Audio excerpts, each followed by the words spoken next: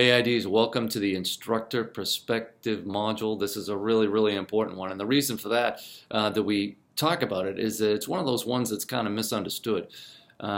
We all know that when we're dealing with a course, or we're taking a course, or we're developing a course, there has to be an infusion of an instructor's kind of understanding of the subject in order for it to be the best course it can be. And so that kind of is what the instructor perspective is. I've actually had these questions come up with instructors I've worked with, and they say, okay, I understand what the module overview is. I understand that we need to develop assignments here. I know we have readings. I know we have those types of things. But what is this instructor perspective thing? I think it has this tendency. It has this tendency of being kind of equated or linked with what we call, and we have called in the past for a long, long time actually, is the lecture, right? And with the advent of online courses, the lecture has seemed to become something of a dirty word, in recent years, because we equate the lecture with something that is a instructor standing in front of a podium and kind of pontificating on a subject for 90 minutes or more, and students kind of dozing off in the audience and have their pencils like dragging off the page of a notebook, and that's kind of what it's come to people see it as.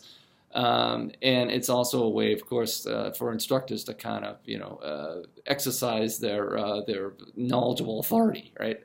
So, I think I'm getting into a little exaggeration here, obviously, but the instructor perspective, I see it as a little bit different, and I'll tell you what I think it is. I think it is where the instructor can, in a very concise, direct way, provide expertise on the subject at hand and utilize their experience and their understanding through whatever literature they've gone through and understood, or whatever schooling they've gone through, and it's the information that's filtered through a expert individual on a particular subject. But the thing is that it has to be concise in order for it to work in an online course, and actually really in any course, all right?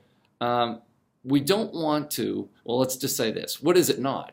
I don't think it's something like we take the readings or some other sources and basically repurpose it and have it come through the mouth of the instructor.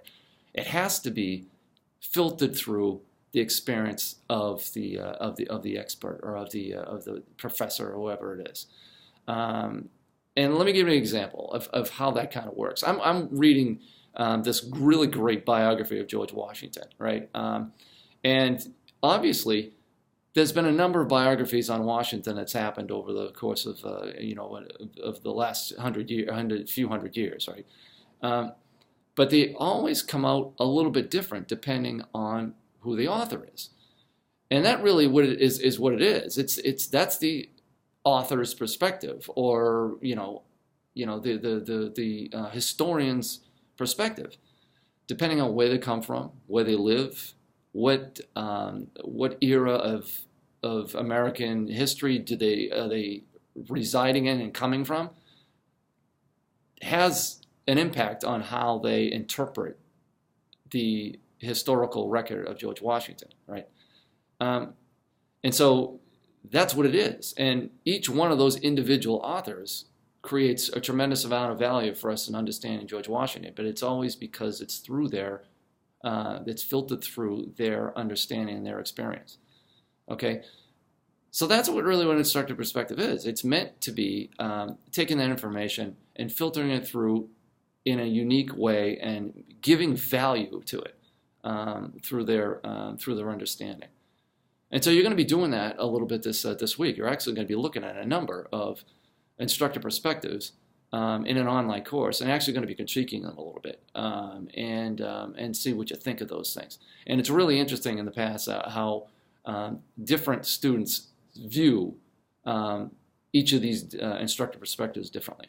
And so look forward to that. It's kind of a fun thing to do, and hopefully it'll give you some insights on how you can really develop your own instructor perspective, so it's at its very best. All right. The instructor perspective, incidentally, when we're talking about your instructor perspective that you're going to include in your final project, is one of those deliverables that's not due until the end. It's one of the final deliverable pieces. But of course, over the next few weeks, you want to be thinking about that and developing what it is that you want to do as the instructor, as a developer of this course, to create value in it, so that your unique stamp essentially will be put on that particular module that you're developing. All right. So have a great time with Instructor Perspective this week, and we'll see you. Bye.